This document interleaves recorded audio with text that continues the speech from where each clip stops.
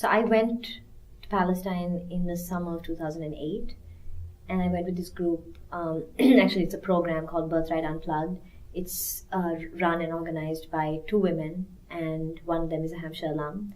And the way it was set up, the time that I went, was they were having their first BDS Institute, like basically like a conference that they had organized for themselves, like workshops on how to like strategize on different kinds of BDS action that was happening across the country. So that it was cool for that reason. But being in Palestine, even I was only there for a couple of weeks, but being there for just those few days, living with Palestinians, meeting them and seeing it, made a couple of things just extremely lucid for me. The first was that BDS is literally the only method of nonviolent resistance right now. It is the only organic movement that's just brilliant in the fact that it springs right from the soil of Palestine, and that it is actually it offers like the best conceptual framework of working not for the Palestinians or with them, but just in solidarity with them, which is what SJP holds pretty sacrosanct. We consider ourselves subordinate to calls that come out of Palestine civil society.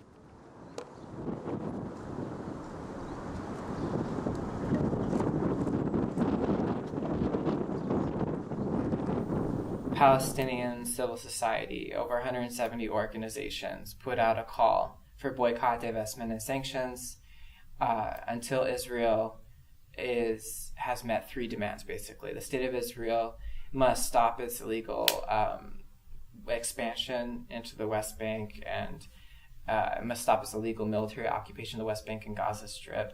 It must recognize the right of returns of Palestinian refugees. It must ensure full equality of Palestinian and Arab and other minority citizens of Israel proper. At the first meeting of SJP in 2006, I think, BDS came up. I think it was Margaret Cerullo was the person that said, we should pay attention to this call from civil society. The Students for Justice in Palestine was just forming. It was sort of an idea, I guess, in the minds of Noam and some others. And I went to the first meeting. And Margaret and I made a presentation sort of based on a conference that Margaret went to about divestment. And we photocopied, a bunch of kits and started talking about divestment in that meeting and about a campaign. To start a group. And the students were like, oh, whoa, wait a minute. This is our first meeting. We're just beginning to come together to get to know one another and to try to think about the issues. And so from that first meeting, it was on the table, but there was sort of a common consensus that there was no way we could push for anything like that without doing a substantial amount of work building the group and educating the campus. So we felt like you can't just jump into a boycott, divestment, sanctions movement when people don't even know what the occupation is.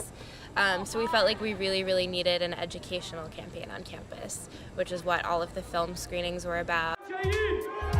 We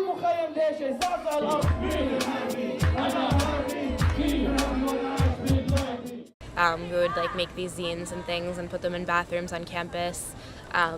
We just wanted some sort of basic educational event on a regular basis, just to get people thinking about it, or at least hearing the words occupation and Palestine, and knowing that these were real things. Addressing why is it an occupation? Occupation is not just about having settlements inside Gaza. And it's very important to recognize that Israel still controls all the borders of Gaza. So you might think of it as a very big prison that was established.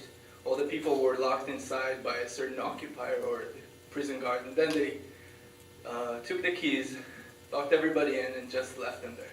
The consensus of the first meeting was we'd have to do at least a year of education before we could push for something like divestment. But from the very first meeting, we were talking about that. In subsequent meetings, it became more necessary to not talk about that specifically, because we didn't want to scare people into, we didn't want to put all our cards on the table without having built the campaign first and educated the campus. SJP's BDS campaign was built on the foundations of past activism and organizing on campus. From when students of color organized against institutional racism in 2008, to when students organized against South Africa's apartheid regime in the 1970s. Hampshire, as an institution of higher education, has a sort of mandate, but not only a mandate, but also a responsibility I think that academic institutions have a critical role to play in raising the issues that are precisely the most difficult and unpopular ones to raise. Especially when it declares itself to be a progressive institution aimed at values such as liberty and freedom and equality.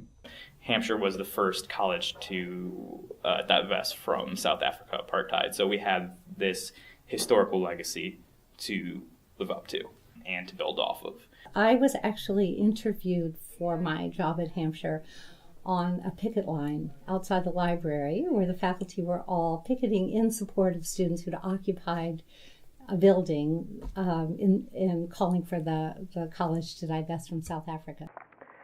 The Committee for the Liberation of Southern Africa is holding an occupation of the first floor of Cole Science Center, the administrative offices of Hampshire College.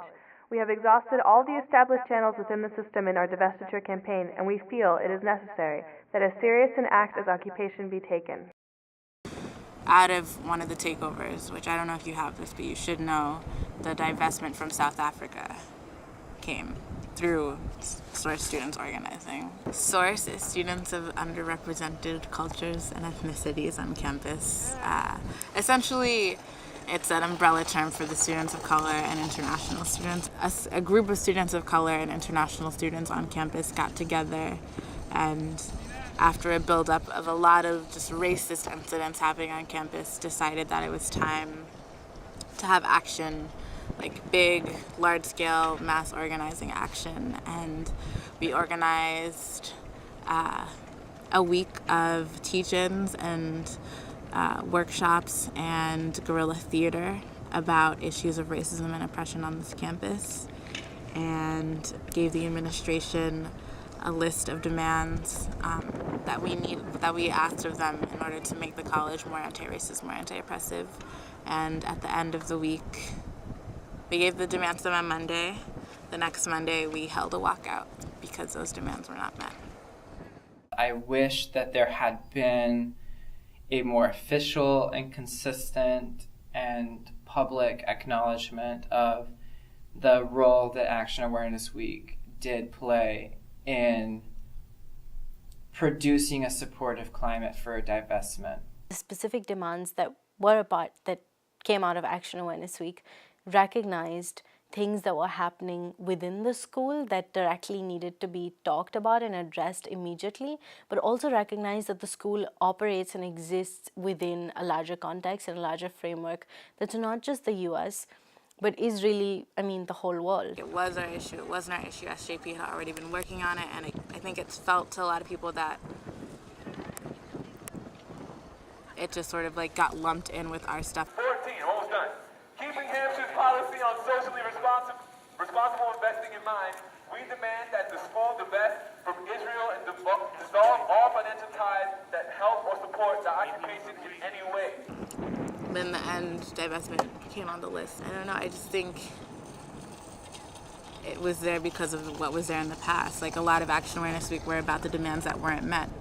If you look at the list of demands from Dakin Takeover, Cole Science Takeover, and then Action Awareness Week, you'll see more than half of them are the same. And so if you're going to ask for divestment from South Africa, why wouldn't you ask for divestment from Israel? So it's sort of building, the movement keeps building and building and building upon each other, and I'm very interested to see what happens next.